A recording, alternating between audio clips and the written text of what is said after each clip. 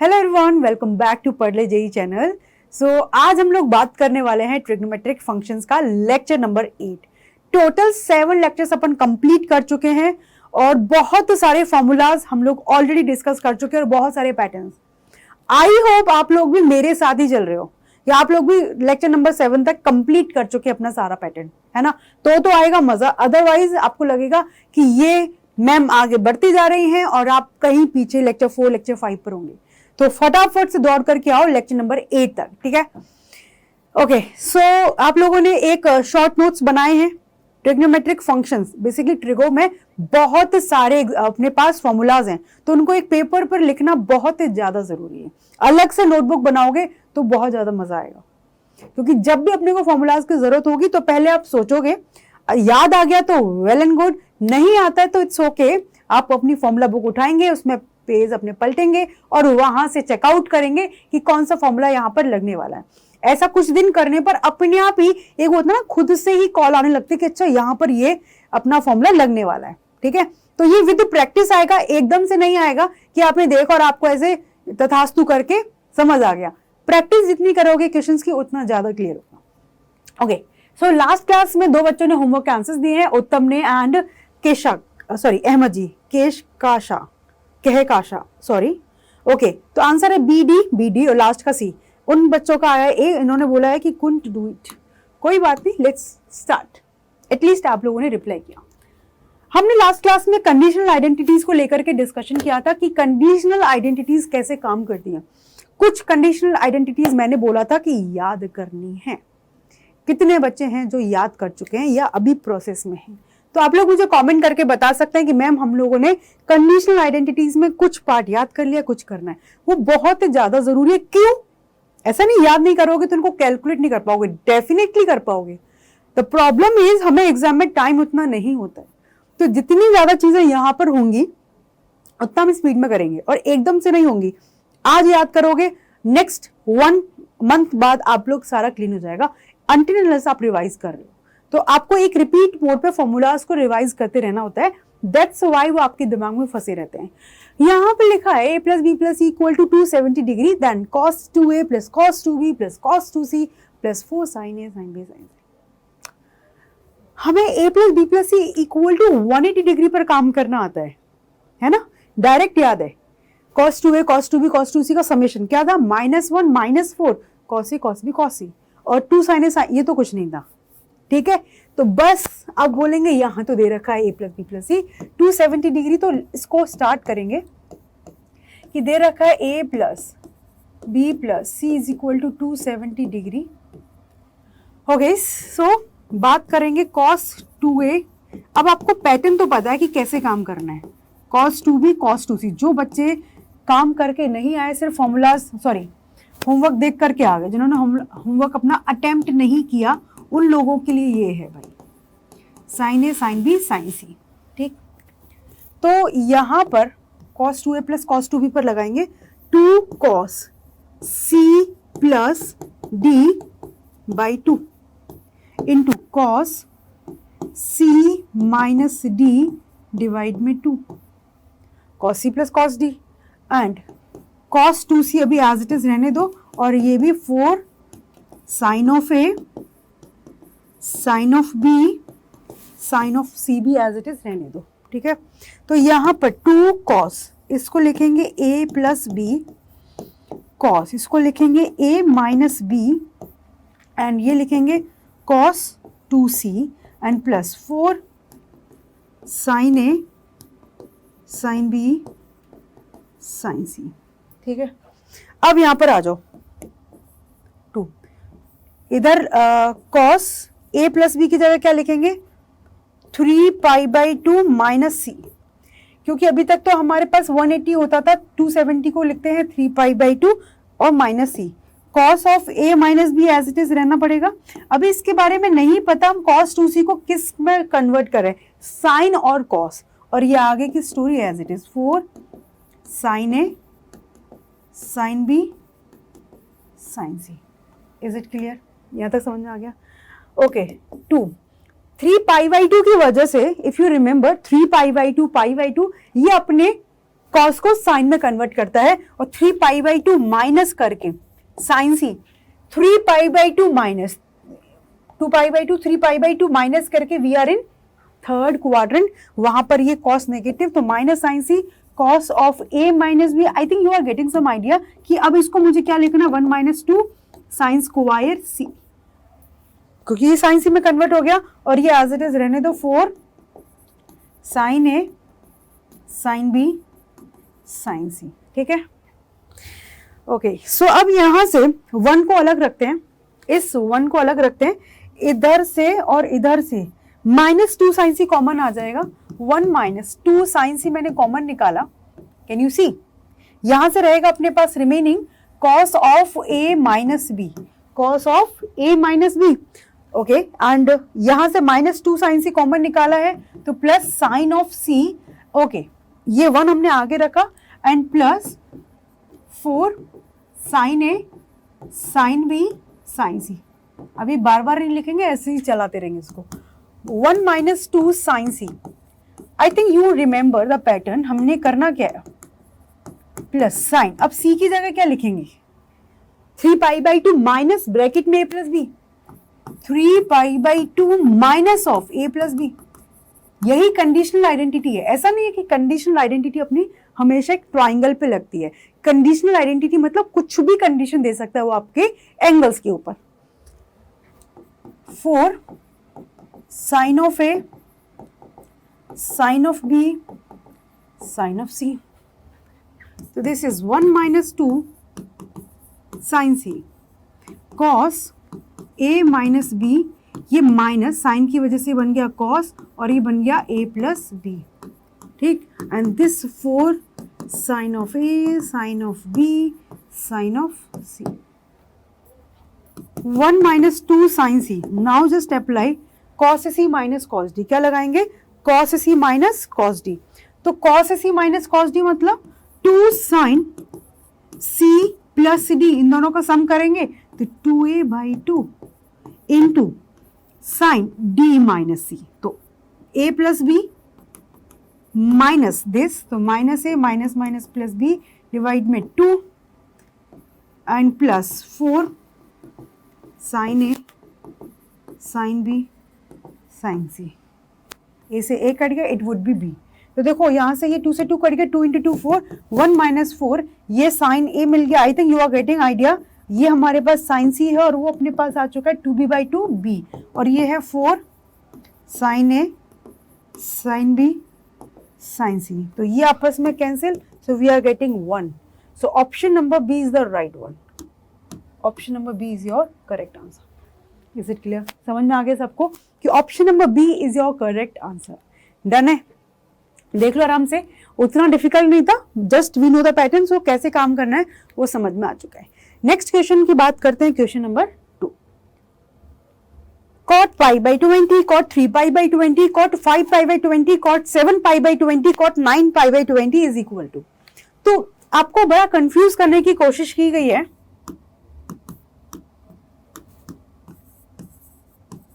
क्या लिखा हुआ है यहां पर, cot π/20 into cot 3π/20, almost similar question मैंने आपको लास्ट क्लास में कराया था।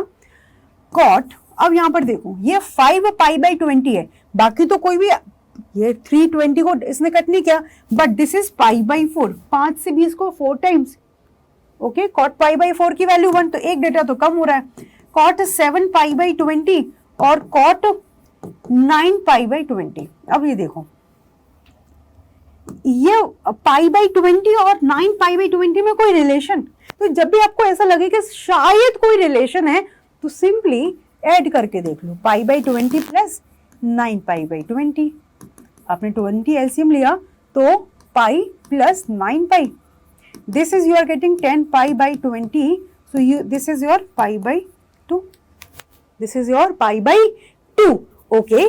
तो बेसिकली आप 9π/20 की जगह क्या रिप्लेस कर सकते हैं, π/2 minus π/20, is it clear. And the same manner में इन दोनों का भी आप सम करेंगे, 7 + 3 10/20 π/2, सो 7π/20 की जगह आप लिखेंगे π/2 माइनस 3 पाई बाई 20 हो गया काम. So cot pi by 20 cot 3 pi by 20 this is 1 multiplication. Cot यहाँ पर लिखेंगे pi by 2 minus 3 pi by 20 and cot यहाँ पर लिखेंगे कितना पाई बाई 2 माइनस अपना पाई बाई 20 है ना. तो ये तो एज इट इज है cot pi by 20 into cot 3 pi by 20 into 1 into इसकी जगह लिखेंगे 10 पाई बाई 2 की वजह से 10 जो है कन्वर्ट हो जाएगा 10 3 पाई बाई 20 और यहां पर ये बनेगा 10 pi by 20. Clear. So cot pi by 20 into 10 pi by 20. सबको पता होगा 10 alpha into cot alpha is 1. तो दोनों का एंगल सेम है. Similarly this into this is 1. Complete we are getting 1. So option number C is the right one. आप लोगों ने सी ही रिप्लाई. ओहो नहीं. Why did you say that it would be D? क्यों आपने बोला none of these है बच्चों? कोई बात नहीं. इसका आंसर आपने बी दिया था. Okay fine. सेकंड का आंसर आपने भी डी दिया है, आपने भी डी दिया है. बट यहां पर आप आराम से देख सकते हो इन सबका मल्टीप्लीकेशन वी आर गेटिंग 1. आपका आंसर क्या आ रहा था? None of these. देखो जब भी आपका नन ऑफ दीज आए ना तो please try to write down over there कि what are you getting as an answer, है ना, so that I can see कि आपका आंसर क्या आ रहा था. अब नन ऑफ दीज में तो इनके अलावा सारी जनता बसाई हुई है. क्या कहते हो? तो मुझे भी तो जानना है कि आपका आंसर आ क्या रहा है. ठीक है, अगली बार से आपको नन ऑफ दीज रिप्लाई करना है तो आप साइड में लिख लेना कि मैम हमारी ये वैल्यू आ रही है. ठीक है, चलो.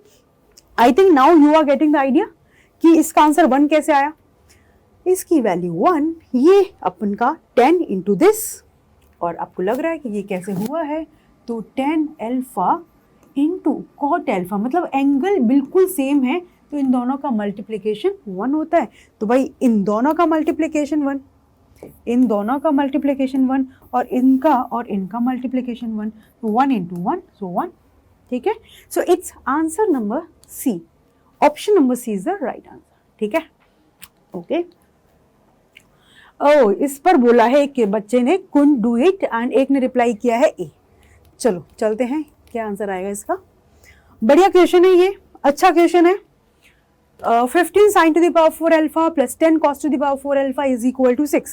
For some alpha belongs to real number, then the value of 27 sec to the power 6 alpha plus 8 cosec to the power 6 alpha. For your kind information, क्या कि ये जो क्वेश्चन है वो हमारा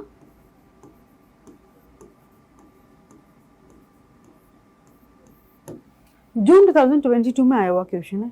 ठीक है, सो कैसा लगा आपको क्वेश्चन. देखो ट्रिगो के क्वेश्चन कुछ तो डिफिकल्ट आते हैं, कुछ सिंपल. बेसिकली ट्रिगो क्या कहती है कि आप मेरे साथ जितना क्वेश्चंस के थ्रू बात करोगे उतना आपको समझ में आएगी. तो आपने ऐसा क्वेश्चन प्रैक्टिस किया होता तो ही आप करके आ पाओगे, अदरवाइज यहाँ पर आपको प्रॉब्लम हो जाएगी. ये लिख रखा है 15 sin to the power 4 alpha plus 10 cos to the power 4 alpha and this is equal to 6. अब यहाँ पर देखना कि हमें पूछा गया है 27 sec of alpha cosec of alpha, मतलब थोड़ा समझ नहीं आ रहा. sec को we can convert into 10, similarly cosec can be converted into cot, but यहाँ से 10 cot भी कैसे निकालेंगे. sec और cosec की बात बच्चों को लगता है कि sec का रेसिप्रोकल cos, cosec का रेसिप्रोकल sin, तो आप इनका रेसिप्रोकल भी लोगे तो देखो ये 15 समथिंग 4 वो 27 समथिंग 6, मतलब बहुत ही इररिलेवेंट टर्म्स चल रही हैं. तो if you are thinking in the way कि आप इसको कैलकुलेट करते हुए जाओ, इसकी शक्ल बना, तो दैट इज इम्पॉसिबल. मतलब वो करना बहुत ज्यादा टेढ़ी खीर है. तो हम यहां से कुछ सोचने की कोशिश करेंगे. जब भी अपने को ऐसा कुछ सिनेरियो मिले, sign to the power 4 cos two the power 4, तो मैंने कहा कि 1 की पावर 2, 1 की पावर 2, कोई प्रॉब्लम. मैं 1 की पावर कुछ भी लगाऊं, पर 2 ही लगाई. क्यों? 1 की जगह अपन यहाँ पर क्या लिखेंगे, sine square alpha plus cos square alpha उसकी पावर 2. सो होल स्क्वायर जब करेंगे तो will get some these type of terms, है ना. चलो लेट्स स्टार्ट. ये हमने खुद कंस्ट्रक्शन की है. 15 sine to the power 4 alpha plus 10 cos to the power 4 alpha 6, यहाँ पर sine square alpha plus cos square alpha to whole power 2, ठीक है।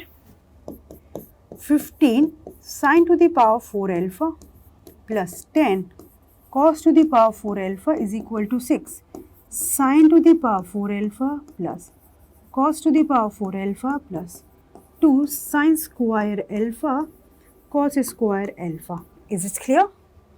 हमने a प्लस बी का स्क्वायर ओपन कर दिया।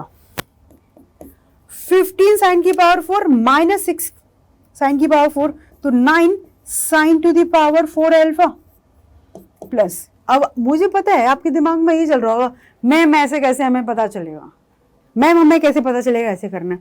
तो जब इस तरीके के क्वेश्चन आप प्रैक्टिस करते हो तो अपने आप आइडिया लगता है कि भाई जब ऐसा कुछ कहानी सामने चल रही है और हमें कुछ इंडिविजुअल वैल्यू निकालनी है, तो आप यहाँ पर 1 का स्क्वायर करेंगे, क्योंकि ये ऐसे करते ही अपने को इसके जैसे कुछ मिलने लग गया है ना। 10 minus 6 4 cos to the power 4 alpha. अब देखो यहाँ पर थोड़ी सी सिमिलैरिटी क्या हो रही है, यहाँ पर मैं कहती तो रूट 15 साइन स्क्वायर अल्फा का स्क्वायर, रूट 15 क्या करेंगे, बट यहाँ पर देखो 3 साइन स्क्वायर अल्फा का स्क्वायर 2 cos स्क्वायर अल्फा का स्क्वायर, तो कुछ बढ़िया लग रहा है। माइनस 6 दूनी 12 sine square alpha cos square alpha is equal to 0। मतलब ये बना ही क्वेश्चन इस तरीके से करने के लिए, ये क्वेश्चन इसी तरीके से करने के लिए बना हुआ है। क्या ये बात समझ में आ चुकी है?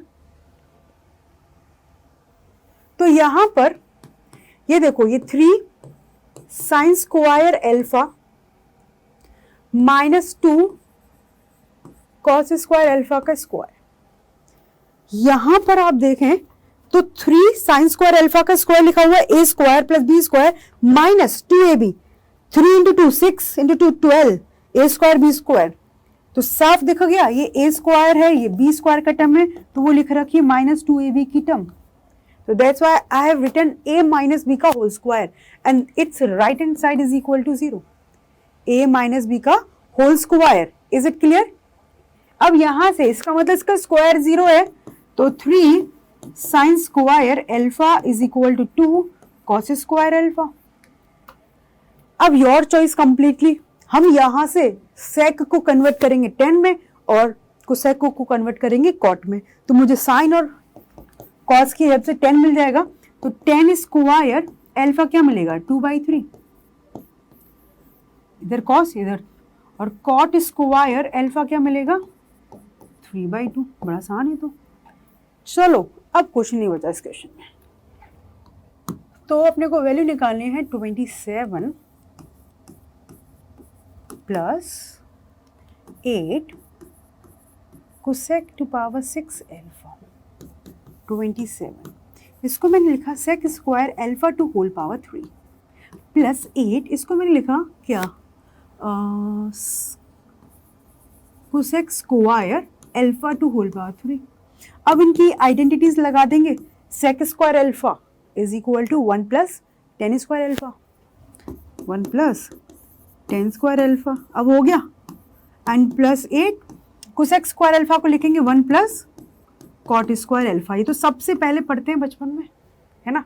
Okay, now 27 1 plus 10 square alpha is 2/3 it's power 3 plus 8, 1 plus cot square alpha is 3/2 और ये 3, 27 3 plus 1 5/3 it's whole power 3 plus 8 2 plus 3 5/3 5/2 oh sorry या 5/2 टू होल पावर 3। अब इसको कैलकुलेट करना है, 27 इंटू 5 क्यूब 125 डिवाइड में 3 cube 27, okay, plus 8 5 cube 125 divide by 2 का cube 8, देखो 8 से 8 कैंसिल, 27 से 27 cancel, 125 this is called your 250। So option number D is the right answer, option number D आपका करेक्ट आंसर है। सो एक बच्चे ने, देखते हैं क्या रिप्लाई किया है। ओहो, आपने रिप्लाई किया है ए विच इज ऑल्सो रॉन्ग। देखो ये भी गलत हुआ आपका और ये भी गलत हुआ, ठीक है, और आपका ये गलत हुआ, ये करेक्ट हुआ इन दोनों का। सो अभी समझ में आया कि इधर आंसर कैसे आएगा इसका। डन है बच्चे कि किस तरीके से काम करना है। इस टाइप के क्वेश्चंस को स्टार मार्क करके लिख लिया करो कि बाद में भी आप एक बार रिवाइज करेंगे। ऐसा नहीं कि 2 दिन बाद ही करने बैठ जाओ, एटलीस्ट 1 वीक लेटर, है ना, तो थोड़ी सी धुंधली हो जाए मेमोरी, फिर आप करो। ठीक है, समझ में आ गया पक्का? आगे बढ़े। ओके, होमवर्क नंबर 4, इसका आंसर सबने मुझे क्या दे रखा है? C and c. Let's see, c reply किया गया है इसका। इन अ ट्राइंगल, फाइनली हम लोग ट्राइंगल की बात करेंगे जो हम पढ़ के आए। So in a triangle it means a plus B plus c which is equal to pi 10a plus 10b plus 10c is equal to 10a 10b 10c। तो पहले वो रिजल्ट लिख लेंगे। We know that 10a plus 10b plus 10c is equal to 10a 10b 10c। ठीक है, 10a it is given to you like 6, question ने दिया है, एंड 10a 10b इन दोनों का मल्टीप्लिकेशन कितना दे रखा है? 2 इंटू 10c। बहुत बढ़िया। तो 10c का वैल्यू कितना आ चुका है अपना? 3। एक तो निकाल दिया, 10c आ चुका है अपना 3, मुझे पता है। अब इन्होंने the value of 10a 10b 10c are, तो इस तरीके से नहीं लिखना चाहिए था। चलो कोई बात नहीं, 10c 3 आ चुका है, तो अब 10c का वैल्यू यहां सब्स्टिट्यूट करेंगे, है ना। यहां से 10a plus 10b plus 10c is equal to 6। 10c का वैल्यू 3 आ गया, तो इसका मतलब 10a प्लस 10b, 6 माइनस 3 3। और साथ के साथ अपने को एक रिजल्ट और दे रखा है 10a into 10b is equal to 2, है ना। तो ये बहुत ज्यादा क्लियर हो रहा है यहाँ से। रेस्ट सपोज करो मैं नहीं क्लियर यहाँ से कहाँ समझ में आता, तो हम लोग बात करते 10a माइनस 10b के बारे में, है ना। इस तरीके से क्या होता है? 10 of a plus 10 of b का स्क्वायर माइनस 4 10a 10b। कितने बच्चों को लग रहा है कि ये कुछ मैंने नया लिखा है? कितने स्टूडेंट्स को लग रहा है कि ये मैंने कुछ नया लिखा हुआ है? बताओ। यहां पर आराम से देखो, ये बात हो रही है अपनी डिफरेंस ऑफ रूट्स, ये sum of roots, product of roots. तो x1 plus x2 alpha plus beta का square minus 4 alpha beta, something like that. तो 3 का स्क्वायर 9 माइनस 4 दूनी 8 का स्क्वायर रूट, दिस इज 1। तो मतलब कोई भी एंगल बड़ा हो सकता है, कोई भी छोटा हो सकता है। तो सिंपल यहां से पता चल गया कि 10a minus 10b is equal to 1। अब इन दोनों को ऐड कर दो, तो 2 10a is equal to 4। So 10a का वैल्यू मिल चुका है अपने को 2। इन दोनों को ऐड कर दिया, सो यहां से ऐड किया तो 2 10a मिल गया 4, तो 10a मिल गया 2, 10a का वैल्यू यहां पुट कर दो, तो 10b मिल चुका है अपने को 1।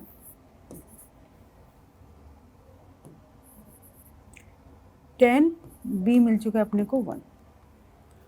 सो 10c का वैल्यू 3 है, इतना श्योर है। 10c के बारे में श्योर है, वो वहां पे रिस्पेक्टिवली लिखना था। अब 10a और 10b में कोई कंफ्यूजन नहीं होना, क्योंकि देखो यहाँ पे 3 कहीं पर भी नहीं दिया लास्ट में, इकलौता यही दिया है। 10a 10b कुछ भी हो सकता है, 10a मतलब 1 और 10b 2, या 10b 1 और 10a 2, इनमें से कुछ भी हो सकता है अपना। तो ये तो गलत है, ये भी गलत है। Option number C is the right one जो आप लोगों ने किया है। तो yes, it's answer is C. Done. So okay, ये था अपना होमवर्क डिस्कशन। एक्चुअली बहुत अच्छे क्वेश्चंस थे आज जो अपने होमवर्क के थे। तो कोई बात नहीं, आपने गलत किया सही किया, एटलीस्ट यू ट्राइड।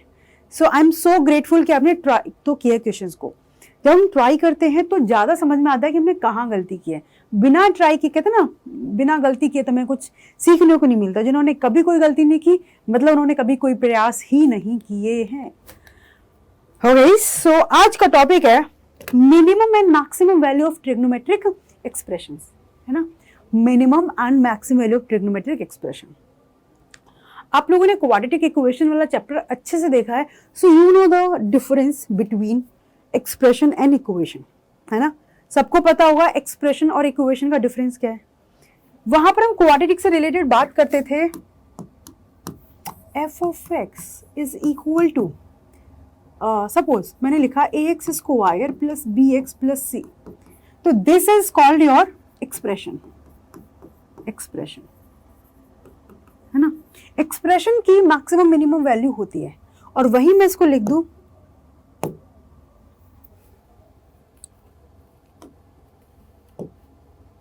चलो कोई बात नहीं, अपने आप चला जाएगा, ओके फाइन।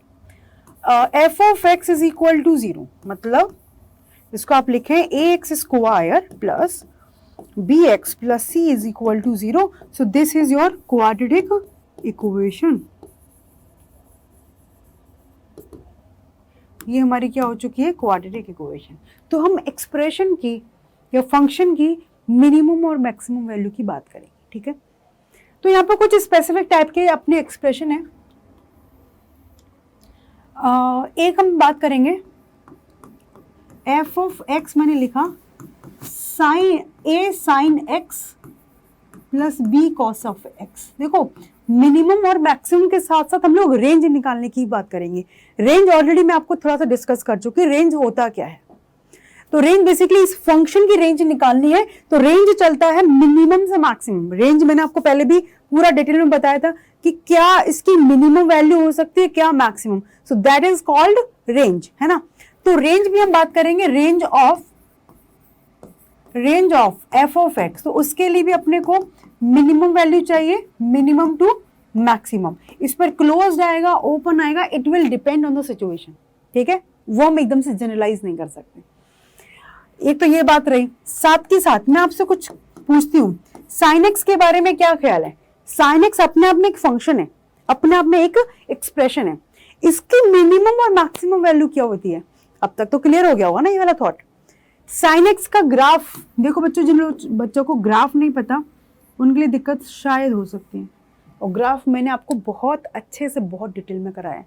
तो इसका मैक्सिमम वैल्यू होता है 1 और मिनिमम वैल्यू होता है -1, है ना।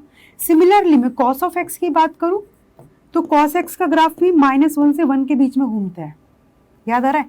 टेन ऑफ एक्स की हम बात करें तो टेन ऑफ एक्स के लिए क्या कहते हैं कि इन्फिनिटी से छोटा माइनस इन्फिनिटी से बड़ा, क्योंकि टेन एक्स अपना इस तरीके से जाता है, मतलब सारी पॉसिबल वाई की वैल्यूज ये लेता है। And similarly for cot X, cot X का भी सेम हाल है, मतलब ये दो के पेयर में चलते हैं कि इन दोनों का सेम सिचुएशन, इन दोनों का सेम सिचुएशन। और अभी हम बात करेंगे अपना सेक ऑफ एक्स के बारे में। तो सेक ऑफ एक्स कहता है क्या कि मेरी वैल्यू माइनस इन्फिनिटी से बड़ी है लेकिन -1 या उससे छोटी है, और सेक ऑफ एक्स कहता है कि मेरी वैल्यू 1 या 1 से बड़ी है लेकिन इन्फिनिटी से छोटी है, मतलब -1 से छोटी सारी, 1 से बड़ी सारी, बिटवीन -1 to 1 ये वैल्यू नहीं लेता। And the same goes for cosec of x. तो इसको ऐसे भी लिख सकते हैं, cosec of x less than और इक्वल टू -1 और cosec of x greater than और equal to 1, both are the same thing. तो इधर हमने ये इनकी रेंज लिखी है। अब आपसे मैं पूछूं कि साइन एक्स की मिनिमम वैल्यू क्या है, सिंपल साइन एक्स की मिनिमम वैल्यू, सो वो क्या होगी अपनी -1। साइन 2x की, क्या 2x मल्टीप्लाई होने से साइन पर फर्क पड़ेगा? साइन पर कोई फर्क नहीं पड़ेगा बच्चे। साइन के अंदर जो एंगल है वो कुछ भी आ जाए, वैल्यू उसकी मैक्सिमम मिनिमम मतलब -1 से 1 में ही चलेगी for everyone like that. Clear? तो साइन कोसेक एक्स की मिनिमम पॉजिटिव वैल्यू, क्योंकि मिनिमम तो -∞ तक जा रहा है, मैंने बोला मिनिमम पॉजिटिव वैल्यू। तो पॉजिटिव वैल्यू क्या है, 1 या 1 से बड़ा, तो minimum positive value that is 1। Did you understand? Minimum positive value किसकी, कोसेक एक्स की 1, क्योंकि वैल्यू 1 या 1 से बड़ी और -1 से छोटी। हम बात कर रहे हैं मिनिमम पॉजिटिव दैट इज 1, 1 से बड़ी सारी पॉजिटिव है, ठीक है। ओके, तो ये तो बिल्कुल बेसिक सा था। अब आओ, एक ऐसा नहीं कि बहुत थ्योरी है, थ्योरी करके हम सारा काम करेंगे, इधर थ्योरी कम है और क्वेश्चंस के थ्रू समझना ज्यादा है ना। आपके सामने होगा 4 साइन ऑफ एक्स का रेंज, 4 साइन ऑफ एक्स का रेंज। तो यहां पर अपने को ऐसे बात करना है कि साइन ऑफ एक्स की वैल्यू 1 से -1 के बीच में चलती है। If you are multiplying with 4 तो पूरी की पूरी इनइक्वालिटी को 4 से, देखो जब पॉजिटिव थिंग से मल्टीप्लाई करते हैं बात अलग होती है, जब मतलब सेम टू सेम रहता है, जब नेगेटिव नंबर से मल्टीप्लाई करते हैं तो वो साइन जो है अपने स्वैप हो जाते हैं ना, साइन जस्ट रिवर्स हो जाते हैं। 4 से मल्टीप्लाई किया तो sine would be the same. तो यहां पर 4 साइन एक्स कहां से कहां तक मूव कर रहा है बच्चों, -4 से 4 इक्वलिटी का साइन है, तो इसकी मिनिमम वैल्यू ये और ये मैक्सिमम वैल्यू। तो इस तरीके से अपन कैलकुलेट करेंगे, ठीक है। ये एक पैटर्न है, वो हम सीखेंगे क्वेश्चंस के थ्रू। मतलब एक एग्जांपल मैंने आपको बताया कि सपोज 3 cos x के बारे में बात करें तो उसका -3 से 3 cos 4x, cos के अंदर एंगल चाहे कुछ भी है, cos की नियत क्या रहेगी, -1 से 1 के बीच की। cos कभी भी 1 से बड़ी वैल्यू नहीं दे सकता, तो भाई cos के अंदर एंगल चाहे आप 100 टाइम्स कुछ भी क्यों ना लिख दो, वो आपको -1 से 1 के बीच की वैल्यू देगा। अब cos के आगे जो नंबर मल्टीप्लाई हो रहा है उससे मल्टीप्लाई करो और आपका रेंज मिल जाएगा। अब हम इसके बारे में बात करते हैं mainly, a sin x plus b cos of x। a, b belongs to real number, a, b belongs to real number। अब यहां पर देखना जो आपके सामने एक्सप्रेशन लिखा है f of x is equal to a sin x plus b cos x, क्या सिमिलैरिटी है, मतलब क्या खासियत है इसमें। cos x और sin x मतलब उन दोनों ट्रिगो फंक्शंस के एंगल सेम है।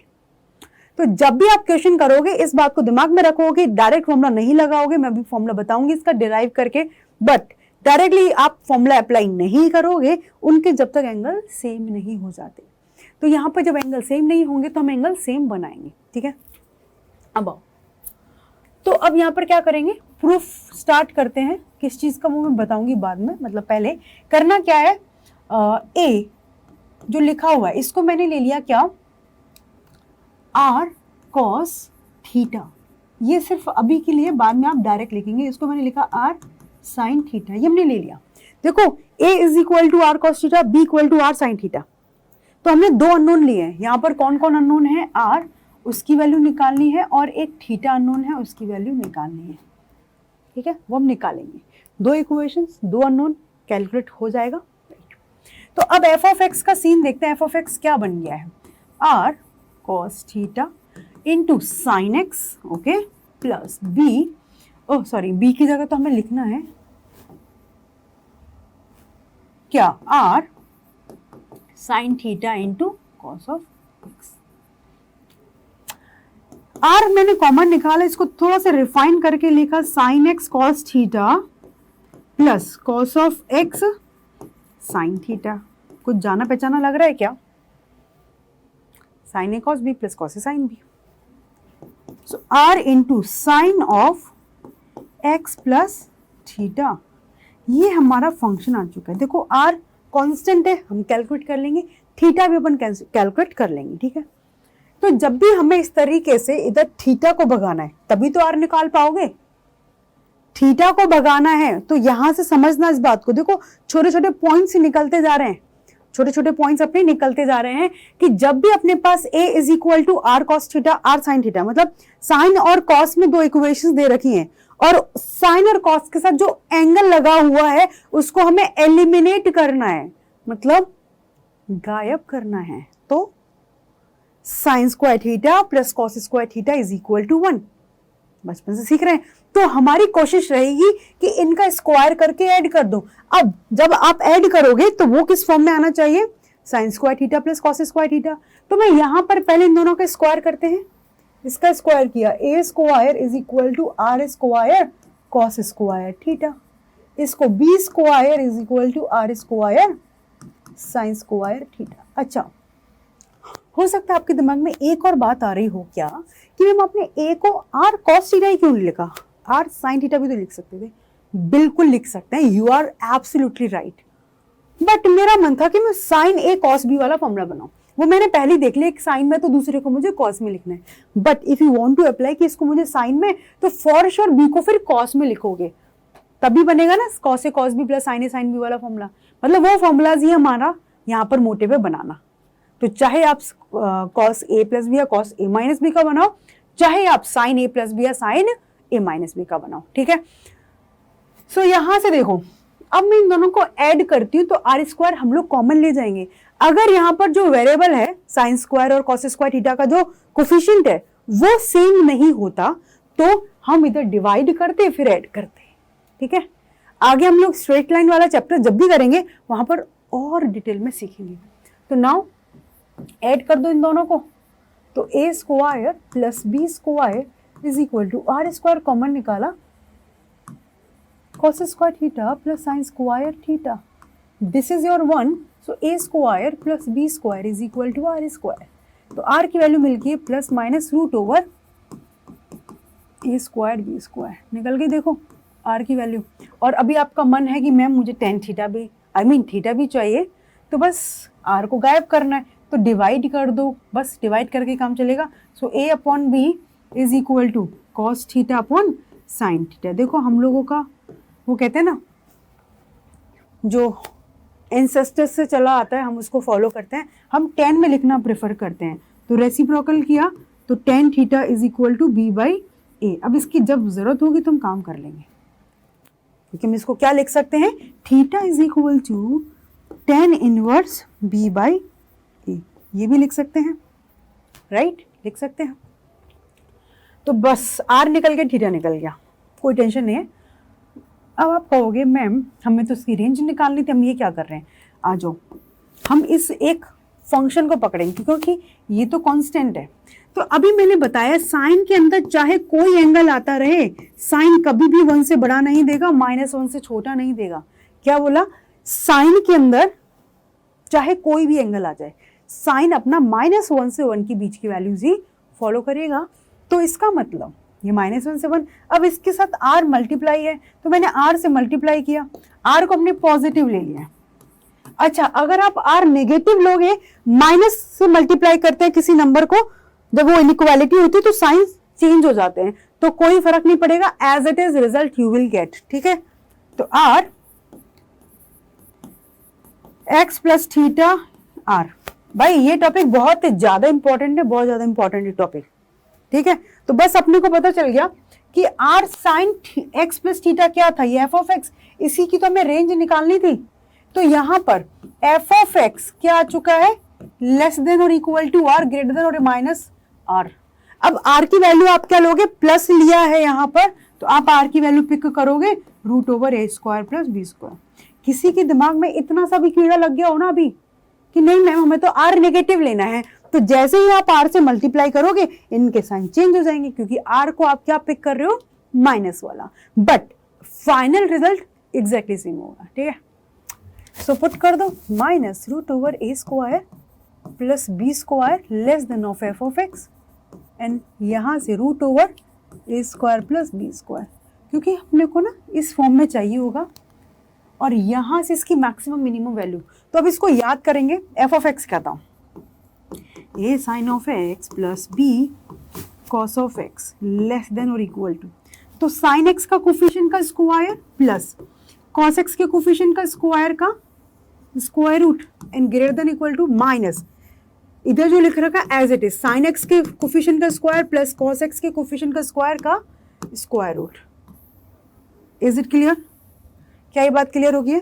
ए sine x plus B cos x जो है रूट ओवर ए स्क्वायर प्लस बी स्क्वायर से छोटा है, and minus root over A square plus B square से बड़ा है। डन है, समझ में आ गया, पक्का? तो अब ये हमें याद रखना है, और अप्लाई कैसे करना है वो थोड़ा सा समझो कि साइन एक्स और कॉस एक्स उन दोनों का एंगल जो है बिल्कुल सेम होना चाहिए। ठीक है, एक तो ये थी अपनी रेंज निकालने की टेक्निक, वो कुछ इसी तरीके के पैटर्न का अपन निकाल पाएंगे। एक ना आप जब सीक्वेंस एंड सीरीज पढ़ेंगे तो ऐसा कुछ पढ़ेंगे, क्या आपको आता है ऐसा कुछ, AM इज ग्रेटर देन और इक्वल टू GM। ये इसके बारे में डिटेल में हम बात करते हैं sequence and series AP, GP, HP वाले चैप्टर में, लेकिन इसका यूज बहुत ज्यादा आता है अपना मिनिमम और मैक्सिमम वैल्यू निकालने के लिए। तो एक बार फंडा बता देती हूँ, इफ A कॉमा B, मतलब कोई भी दो वैल्यूज है वो पॉजिटिव है, तो दो वैल्यूज का arithmetic mean A plus b by 2 greater than और equal to A into b, दो वैल्यूज का ज्योमेट्रिक मीन उनका मल्टीप्लाई करके उनका square root. This is your AM and GM। मतलब AM कैसे निकालते हैं, औसत निकालते थे बचपन में, तो जितनी वैल्यूज होती है उनका सम डिवाइड में नंबर ऑफ वैल्यूज, तो हमारे पास 2 है, और ज्योमेट्रिक मीन शायद नहीं निकाला होगा, तो यहाँ पर जितनी भी वैल्यूज उनका मल्टीप्लीकेशन 1 अपॉन जितनी भी काउंट है। तो अभी हमें 2 का ही निकालना है, तो 2 वैल्यूज का ज्योमेट्रिक मीन इज √AB। ठीक है, तो ज्यादातर यहां से इस चीज में उनको यूज किया जाता है जिनका मल्टीप्लीकेशन 1 आता है। ये फॉर्मूला यूज कब किया जाता है? जब 2 ऐसे फंक्शन जिनका मल्टीप्लीकेशन क्या हो अपना 1। ठीक, वहां पर हम इनको यूज करते हैं, AM > टू GM वाला technique. Is it clear? Clear है? अब मैं आपको ना कुछ इनइक्वालिटी से रिलेटेड बात बताती हूँ, क्योंकि यहाँ पे आगे यूज में आएंगे क्वेश्चंस में, so you should know about those things. मैंने लिखा कि A जो है B से बड़ा है। ठीक है, आप इसको 2 से मल्टीप्लाई करते हो तो 2A > 2B। मतलब छोटी छोटी सी बातें हैं, बट भाई कहते हैं ना छोटी छोटी बट मोटी बातें। तो यहाँ पर A और B, जब अपना B क्या है A से बड़ा है और आप किसी पॉजिटिव कांस्टेंट से मल्टीप्लाई करते हो तो सेम साइन रहता है। अगर आप इसी को आप -2 से मल्टीप्लाई करेंगे, -2 से, तो ये इनइक्वालिटी का साइन चेंज हो जाएगा। कंडीशन कि यहां पर A एंड B जो दोनों है वो सेम साइन के होना जरूरी है। ठीक है, अच्छा मैंने एक एग्जांपल लिया कि यहां पर रखा अपना कि 5 जो है 6 से छोटा है, तो कोई दिक्कत नहीं, 2 का मल्टीप्लाई करो, -2 से मल्टीप्लाई करो। जैसे हम साइन चेंज करेंगे, -2 से मल्टीप्लाई करते -10 और -12, बिल्कुल सही लिखा है, -10 बड़ा है -12 से, यहां पर 2 का मल्टीप्लाई करेंगे और ये साइन सेम रहेगा, यहां पर जस्ट ऑपोजिट हो गया। लेकिन सिमिलरली आपके सामने लिखा हुआ है क्या कि यहां पर -5 मेरा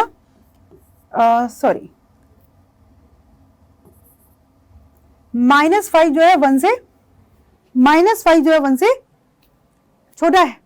ठीक है, जब डिफरेंट साइन होंगे तो कोई नंबर हम मल्टीप्लाई करेंगे, तो एक्चुअली कुछ फर्क नहीं पड़ेगा, क्योंकि पॉजिटिव मल्टीप्लाई किया तो 2 से मल्टीप्लाई किया तो 10 और 2 सेम, 2 बड़ा है। -2 से जब भी मल्टीप्लाई करोगे, -2 से तो -5 -2 10, और हम कहते हैं -2 से मल्टीप्लाई करते ही साइन चेंज हो जाता है।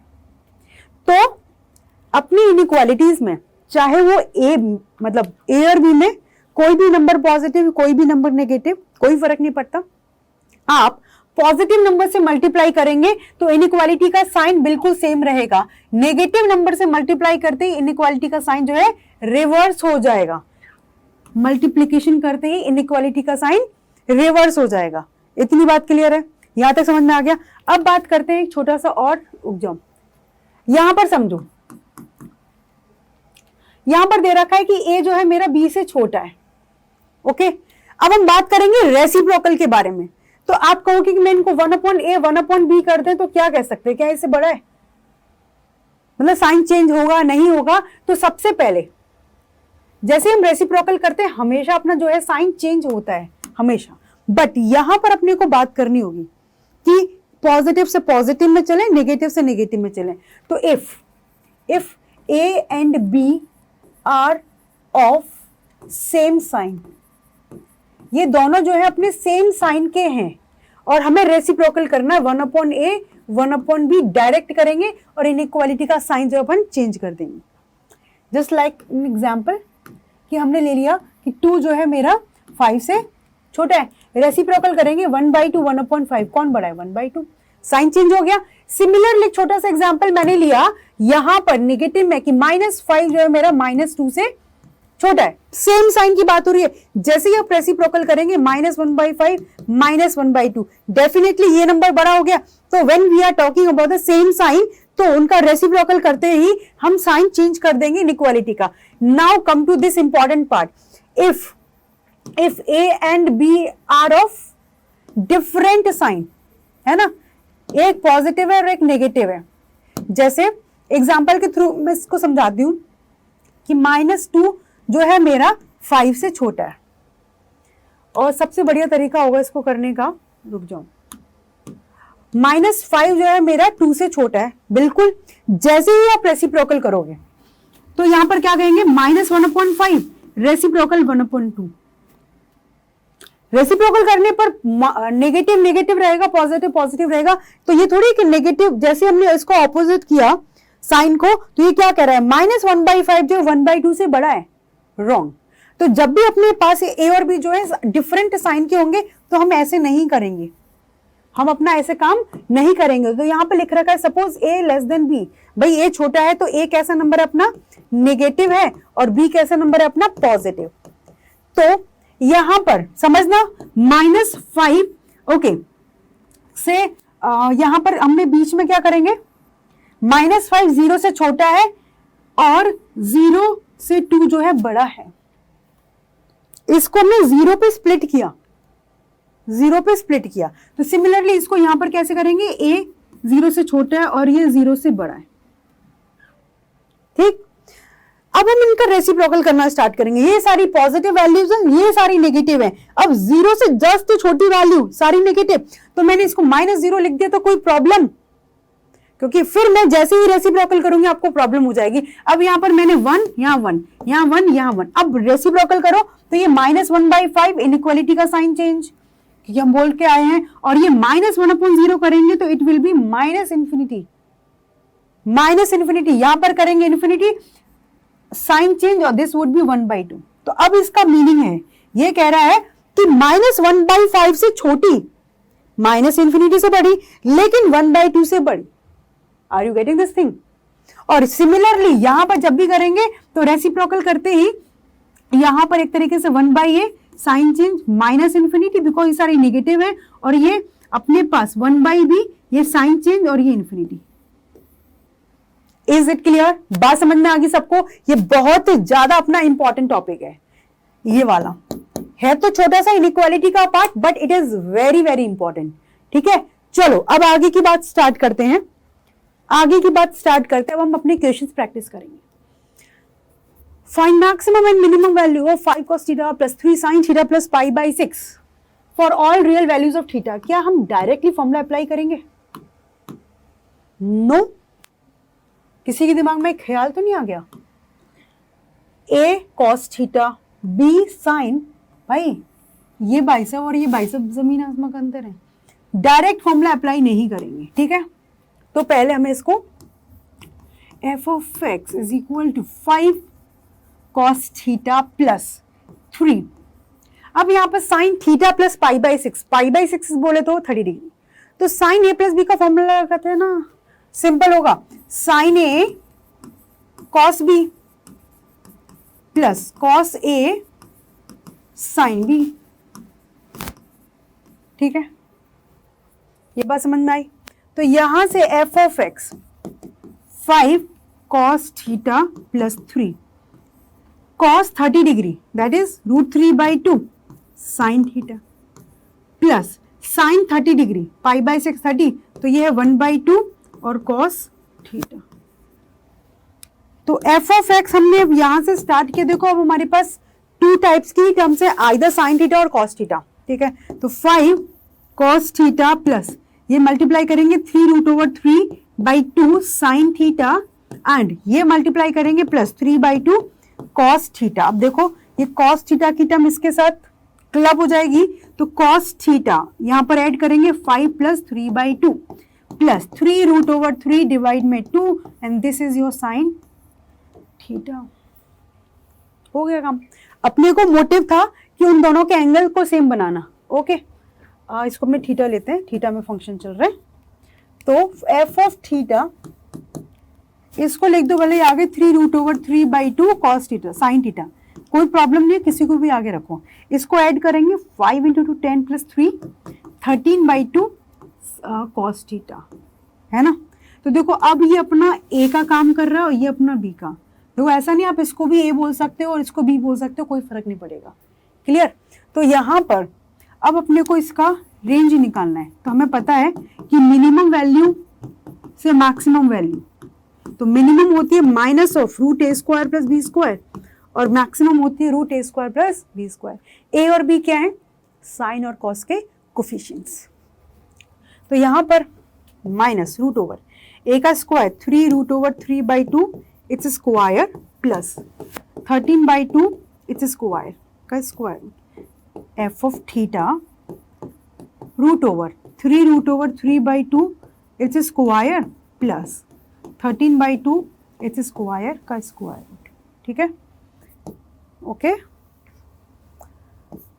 सो माइनस यहाँ पर करेंगे 3 का स्क्वायर 9, √3 का 3 डिवाइड में 4, यहाँ पर 169/4 f of theta, the same thing we have here.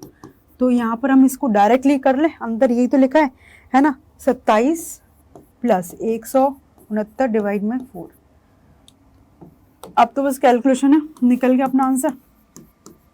ये क्या है, 169/27 6 7 8 9 1 196/4 है ना, और यहाँ पर आ गया है माइनस 196/4। देखो इसको 4 से हमने कट किया तो क्या होगा, है ना, कितना बचेगा 3 9।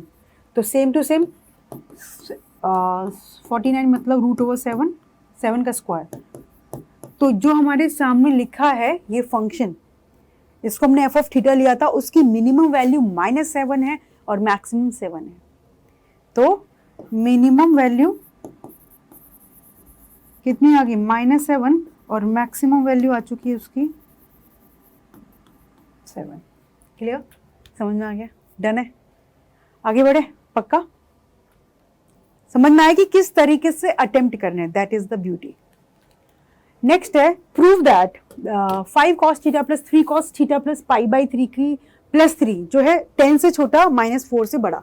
भूल जाओ, सब भूल जाओ, हमारे पास एक फंक्शन है 5 cos theta plus 3 cos theta plus π/3 plus 3, don't forget about this 3। इस फंक्शन के मिनिमम और मैक्सिमम वैल्यू निकालें, just think like that. Again यहाँ पर cos समथिंग, तो वैसे भी अपने को तो साइन चाहिए, यहाँ फॉर्मूला अप्लाई करते हैं। तो फटाफट से 5 cos theta plus 3 cos a plus b का क्या होता था formula, cos a cos b minus sine a sign b, ठीक, प्लस 3। ये हो गया 5 cos theta plus 3 cos theta into यहाँ पर 60 degree, cos 60 degree is 1/2 minus sine theta and sine 60 degree is √3/2 and plus 3। Clear है, बात समझ में आ गई, ओके। 5 cos थीटा प्लस, देखो मैं 3/2 से मल्टीप्लाई करूँ, 3/2 cos theta minus 3 √3/2 sine theta. अब देखो आपको ये लगा होगा मैम आपने तो एक cos theta plus b sine theta के बारे में बताया, क्या मैंने बोला कि b हमेशा पॉजिटिव होगा? What did I say, b can be any real number, तो real number can be negative, तो चाहे वो माइनस आए चाहे प्लस आए, सेम फॉर्मूला हमें अप्लाई करना है, प्लस में 3।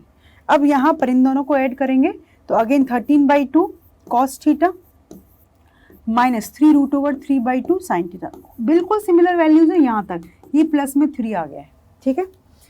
ये हमारा एफ ऑफ थीटा। अभी हमने इसके बारे में बात की थी, हमें इसके बारे में पता है, तो लिखेंगे 13/2 cos theta minus 3 √3/2 sine theta. इसको हम कैलकुलेट कर लेते हैं, इसका स्क्वायर तो 169/4 प्लस इसका स्क्वायर तो 27/4 और same to same minus 169/4 plus 27/4, और अभी हमने कैलकुलेट किया था इसीलिए हमें पता है कि ये क्या मिलेगा 196/4, सॉरी हाँ 196/4 दैट इज 49, तो -7 13/2 cos theta minus 3 √3/2 sine theta less than equal to 7, ठीक। अब यहां पर ये समझना आराम से, यहां पर प्लस में 3 है, ये आपको इस तरीके से चीजें सिखा रहा है कि किस तरीके से रेंज तक पहुंचा जाता है ना, किस तरीके से हम लोग एक एक चीजें एड ऑन करके यहां तक पहुंच रहे हैं। हमें इसकी मैक्सिमम मिनिमम चाहिए, इसके बारे में हमें आइडिया लग गया, बट प्लस में 3 है तो थ्रू आउट 3 ऐड कर दो, हमें इस फंक्शन के साथ 3 ऐड करना है तो पूरी इनइक्वालिटी में 3 ऐड कर दो। तो इनइक्वालिटी में कुछ भी आप ऐड करते हो या कुछ भी कांस्टेंट सब्ट्रैक्ट करते हो, सेम होना चाहिए, तो इनइक्वालिटी पे कोई फर्क नहीं पड़ता तो जस्ट ऐड 3, तो -7 + 3 क्यों कर रहे हैं, क्योंकि इसके साथ 3 में ऐड था। 13/2 cos theta -3√3/2 sin theta plus में 3 and less than equal to 7 + 3।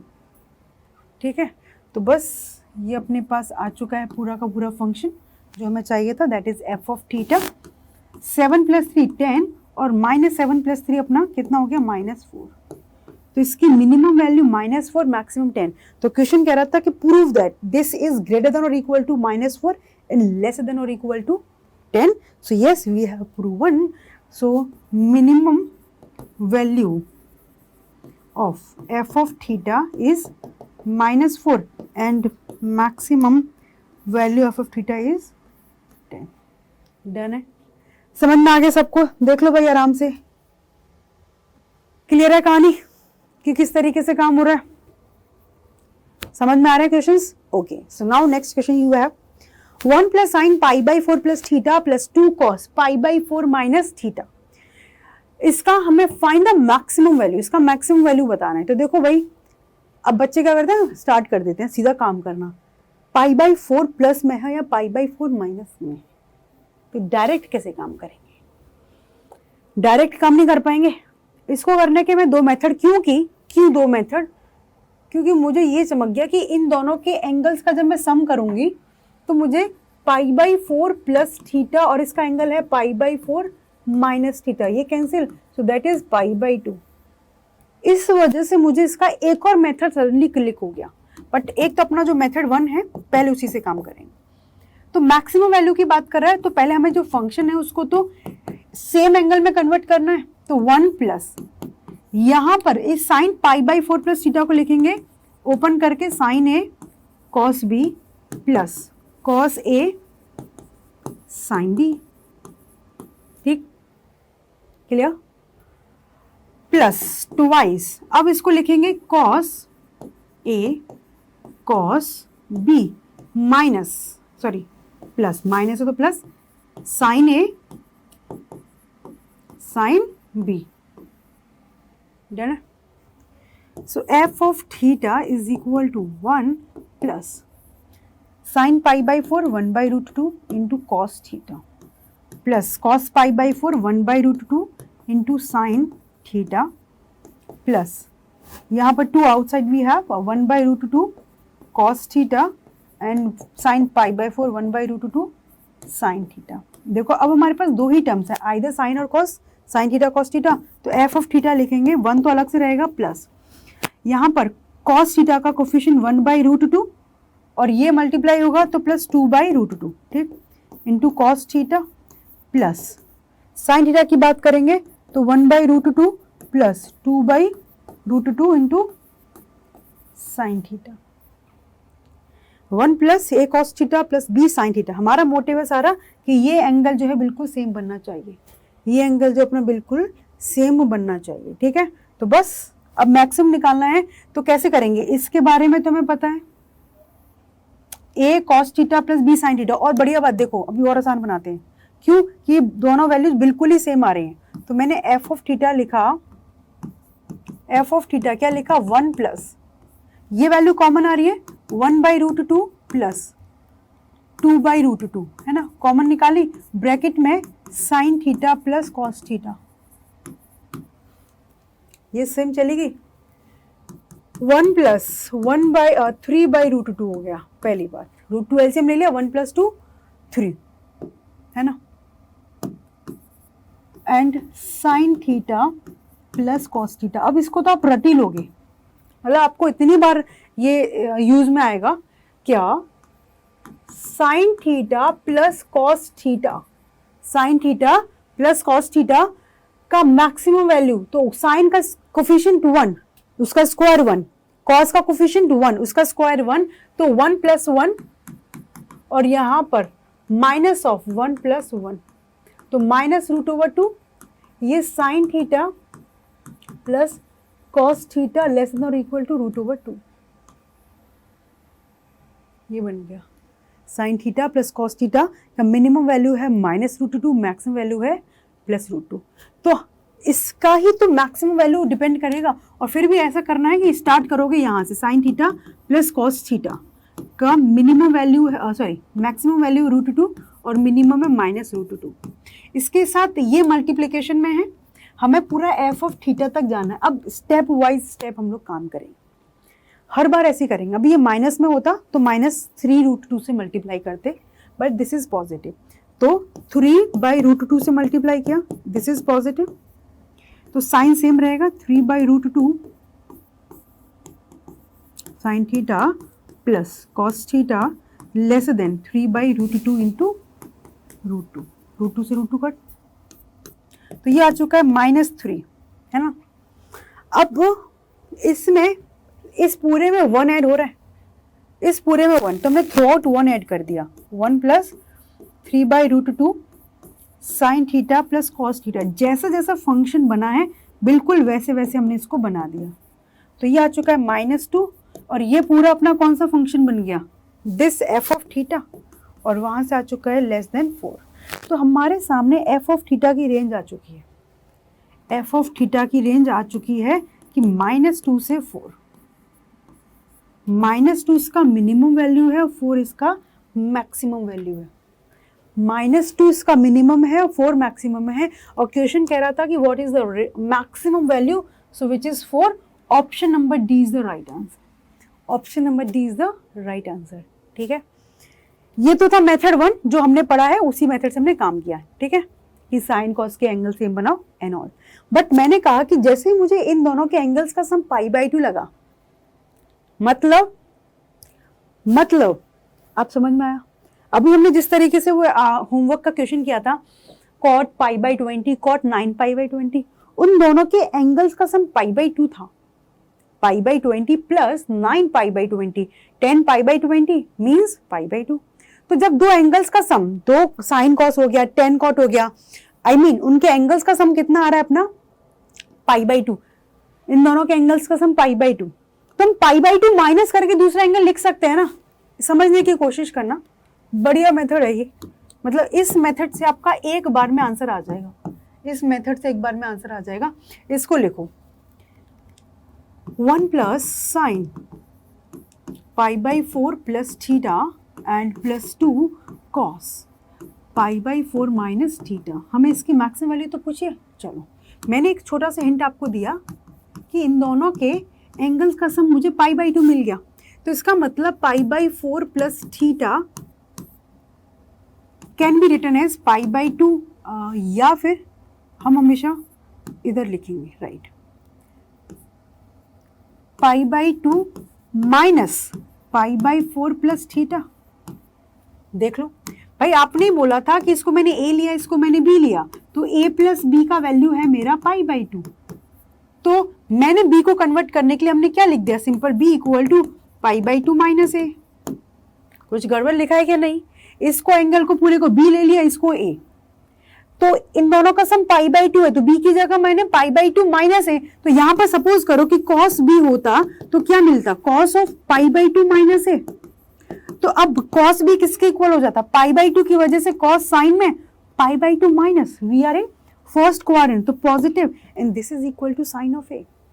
This is the beauty of this question. Answer सबका आएगा, लेकिन वहीं पर एक बालक लगाएगा इधर 5 to 7 मिनट्स और दूसरा बालक लगाएगा हार्डली 1 मिनट, उसका आंसर फटाफट से आ जाएगा।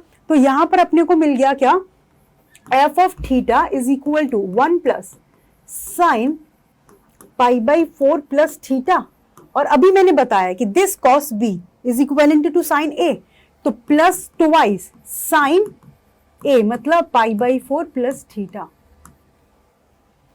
देख रहे हो कि ये अपना किस में इक्वल हो चुका है, साइन a हमने लिया था π/4 प्लस थीटा को, और ये कॉस किसको लिख दिया हमने, π/4 माइनस थीटा। आपके सामने जीता जागता एग्जाम्पल, मैंने कुछ नहीं किया, अपनी मर्जी से ऐसा हो रहा था। 1 प्लस, देखो एंगल बिल्कुल सेम है, तो साइन साइन, तो 3 साइन, अरे वाह नाइस कैच, π/4 प्लस थीटा। मैं भी स्पोर्ट्स में रही हूँ, डोंट वरी, तुम लोग ही नहीं खेलते हो गेम्स। इधर आ जाओ, देखो साइन π/4 थीटा, इसको कैलकुलेट नहीं करना, पहली बात बच्चे फिर यहाँ कैलकुलेट कर सकते हैं साइन ए कॉस बी। हमारे पास एक ही ट्रेगो फंक्शन है। साइन के बारे में अभी हम बार बार बात कर रहे हैं कि ये इसके अंदर एंगल चाहे जो आ जाए, इसकी वैल्यू -1 से 1 के बीच में रहेगी। तो इसको मैक्सिमम वैल्यू की बात कर रहा है, तो देखो 1 कांस्टेंट, ये कांस्टेंट इस पर डिपेंड करेगा। और साइन की maximum value 1 into 3 plus 1 4। Direct answer आ चुका है इसका 4। डायरेक्ट आंसर आ चुका है इसका 4। बट स्टिल अब 3 से मल्टीप्लाई किया,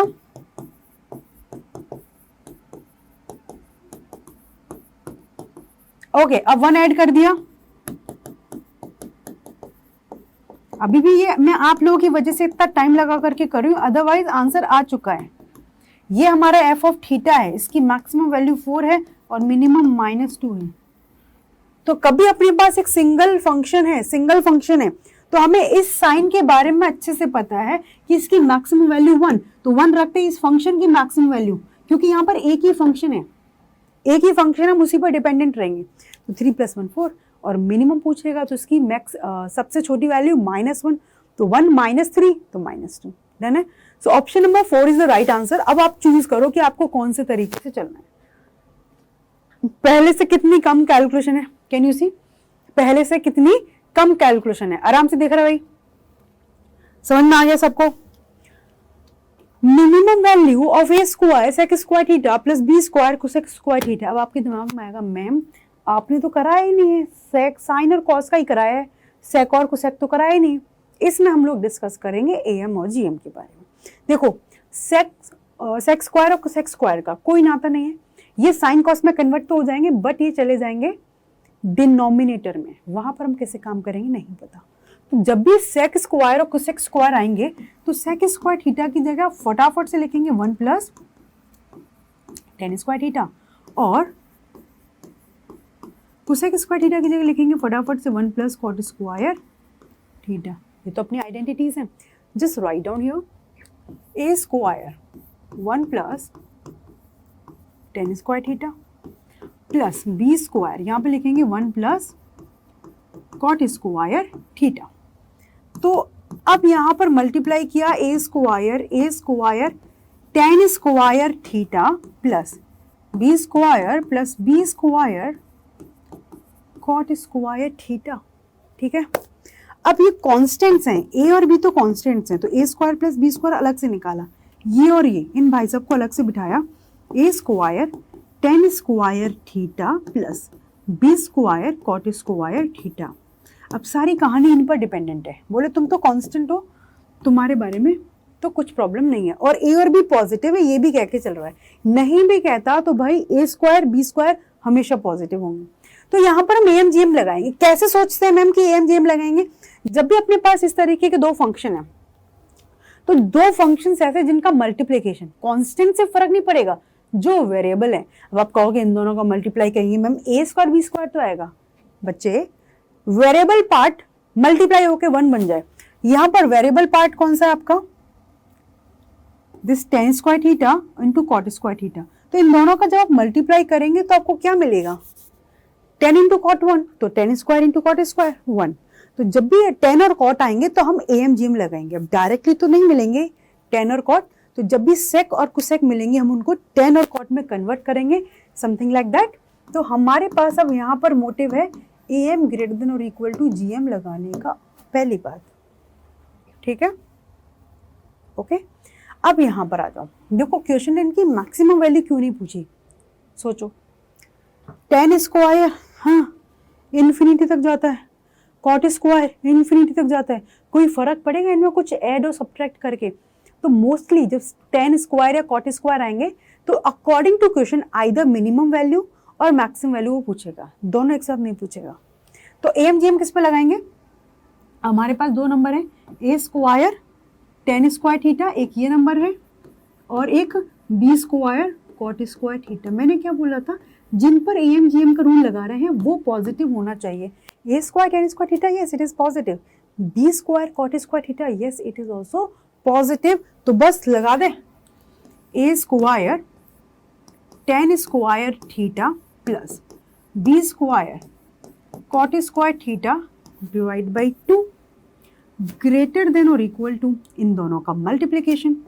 a square tan square theta into b square cot square theta, its whole power is 1/2 AM GM। AM GM मतलब AM दोनों नंबर्स का सम डिवाइड बाई 2 और GM मतलब दोनों का प्रोडक्ट, उसका पावर 1/2। इसकी वैल्यू हमें चाहिए, इसकी वैल्यू हमें चाहिए, बाद में कांस्टेंट ही ऐड कर देंगे। तो इस पूरे की वैल्यू हमें चाहिए, तो 2 उधर ले जाएं। A square tan square theta plus B square cot square theta, देखो 2 पॉजिटिव है, यही नेगेटिव होता तो इस तरीके से मल्टीप्लाई नहीं कर सकते थे। Basically what we are doing, we are just multiplying this inequality by 2। 2 is a positive number और ये सब पॉजिटिव है ना, कोई फर्क नहीं पड़ेगा खैर उससे। अब यहाँ पर ए स्क्वायर बी स्क्वायर, इन दोनों का मल्टीप्लीकेशन 1 हो गया। If you want to write down, just write down cot square theta into tan square theta is equal to 1, तो इनकी पावर 1/2। सो अब यहां से a square tan square theta plus B square cot square theta greater than और equal to 2AB। 2AB मतलब इसकी minimum value किस तरीके से रीड करोगे, रीड करना आना चाहिए ना, अपने आप में इन चीजों को पढ़ना आना चाहिए कि इस फंक्शन की मिनिमम वैल्यू, ये साइन सबको पता है ना, 2AB इक्वल आया है मतलब 2AB मिनिमम है या फिर उससे बड़ी है। मैंने पहले ही बोला था कि इसकी मैक्सिमम वैल्यू नहीं पूछेंगे, it's maximum value till infinity. क्यों? tan थीटा की रेंज याद करो, माइनस इंफिनिटी से इंफिनिटी, तो पॉजिटिव वैल्यू का स्क्वायर करेंगे और बिग पॉजिटिव वैल्यू तो वो भी infinity. Same for cot theta, तो इनका मैक्सिमम वैल्यू लाइक इंफिनिटी और मिनिमम हमें पता चल चुका है सिचुएशन में, इट इज 2AB। तो इस फंक्शन पर पूरी डिपेंडेंसी है, इस फंक्शन पर पूरी डिपेंडेंसी है। डब्बे डब्बे हटा दें, थोड़ा अच्छे से दिखेगा, यही लिख रखा है पूरा। तो ये हमारा एक तरीके से फंक्शन था जो भी हमें, ओहो ये अपना एक फंक्शन था, एफ ऑफ थीटा लेकर के चले, तो हमें इस फंक्शन की क्या निकालनी थी, मिनिमम वैल्यू। तो ये तो कांस्टेंट है, तो इसकी मिनिमम वैल्यू मिलनी जरूरी है। तो वहां से पता चल गया कि minimum value of A square tan square theta plus B square cot square theta and that is equal to 2AB। क्या ये बात क्लियर है? क्या ये बात समझ में आ गई कि इसकी मिनिमम वैल्यू कितनी आ चुकी है, 2AB। डन हो गए, अब हो गया अपना काम, बस इसकी मिनिमम वैल्यू पुट कर देंगे। So now F of theta minimum, इसकी मिनिमम वैल्यू चाहिए तो कांस्टेंट तो अपने पास है ही, इसकी मिनिमम वैल्यू हम निकाल चुके हैं विच इज प्लस 2AB। और देखो अभी क्या बन गया, a plus b its square. तो जो फंक्शन सामने लिख रखा है ए square sec square theta plus B square cosec square theta, इसकी मिनिमम वैल्यू अपनी कितनी आ चुकी है दोस्तों, a plus b whole square. What? a plus b whole square. Clear है? समझ में आ गया कि कैसे काम कर रहे हैं? समझ में आ गया बच्चे कि किस तरीके से हम लोग AMGM का प्रॉपर्टी अप्लाई कर रहे हैं, राइट? ओके, नेक्स्ट क्वेश्चन है the number of integral values of k for which the equation 3 sin x plus 4 cos x is equal to k plus 1 has a solution। This is something different, मतलब थोड़ा सा different है बस। ये यहां पर कह रहा है कि k की number of integral values of k, तो उस k के बारे में बाद में बात करेंगे। हमें इतना पता है 3 sin of x plus 4 cos of x की रेंज निकाल सकते हैं। वो कह रहा है कि k की नंबर ऑफ इंटीग्रल वैल्यूज कितनी है जिसके लिए इनका कोई सॉल्यूशन होगा। तो सॉल्यूशन कब होता है? जब LHS और RHS इक्वल होते हैं। भाई LHS और RHS इक्वल होंगे तभी तो सॉल्यूशन मिलेगा। तो यहां पर हमने देखा कि इसका मैक्सिमम वैल्यू क्या होता है, 3 का स्क्वायर प्लस 4 का स्क्वायर से स्क्वायर रूट से छोटा, और minimum same to same with negative sign. तो ये कितना है, 9 plus 16 it's square root, this is 3 sin of x plus 4 cos of x and this is less than or equal to 9 plus 16 which is root over 25, right? 3 sin of x plus 4 cos of x and this is equal to minus root over 25. तो ये -5 से बड़ा है 3 sine of x plus 4 cos of x और अपना 5 से छोटा है। ये -5 से 5 के बीच में है। अब यहां से देखो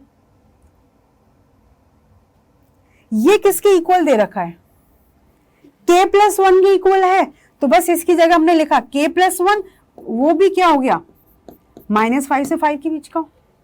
हमने क्या बोला, इक्वेशन का सॉल्यूशन होने के लिए ये k प्लस 1 के इक्वल आएगा। अब यहां से इसको कैलकुलेट करना, k प्लस 1 दे रखा है 5 से छोटा और -5 से बड़ा। हमें किसकी इंटीग्रल वैल्यूज काउंट करनी है, k की, तो k की इंटीग्रल वैल्यूज काउंट करनी है, तो मुझे यहां से 1 हटाना पड़ेगा, तो मैंने पूरी इनइक्वालिटी में से -1 कर दिया। आप यहां पर बहुत छोटी छोटी बातें सीख रहे होंगे कि कैसे इनइक्वालिटी के साथ अपन डील करते हैं। 1 से 1 कट गया, ये -6 k लेस देन और इक्वल टू 4, तो यहां पर मुझे k की रेंज मिल चुकी है -6 to 4 और इन दोनों पर है क्लोज्ड वाला interval. So question is asking about number of integral values. तो देखो k की नंबर ऑफ इंटीग्रल वैल्यूज -6 मिलेगा, -5, -4, -3, -2, -1, 0, 1, 2, 3 एंड 4, और 4 और -6 भी इंक्लूड है। k belongs to real number. Suppose गलती से वो कह दे k is your positive number, हमें हमेशा ध्यान रखना है कि यहां पर क्या दिया गया है, k belongs to real number, k can be negative और positive. So question is asking about number of integral values, number of integral values. So कितनी आ चुकी है, ये 6 और ये 5, 11। So number of integral values of k is equal to 11। Clear है, समझ में आ गया कि कितनी इंटीग्रल वैल्यूज हैं, किस तरीके से कैलकुलेट करते हैं, और एक से छोटी इंफॉर्मेशन कितनी इंपॉर्टेंट होती है। So I think yes, this is all about your maximum and minimum value of any trigonometric expression. Homework मैंने पूरा मैक्सिमम मिनिमा से नहीं दिया है, कुछ प्रीवियस भी दिया है। देखो a प्लस बी प्लस सी पाई, तो ये सिंपल है, ठीक है।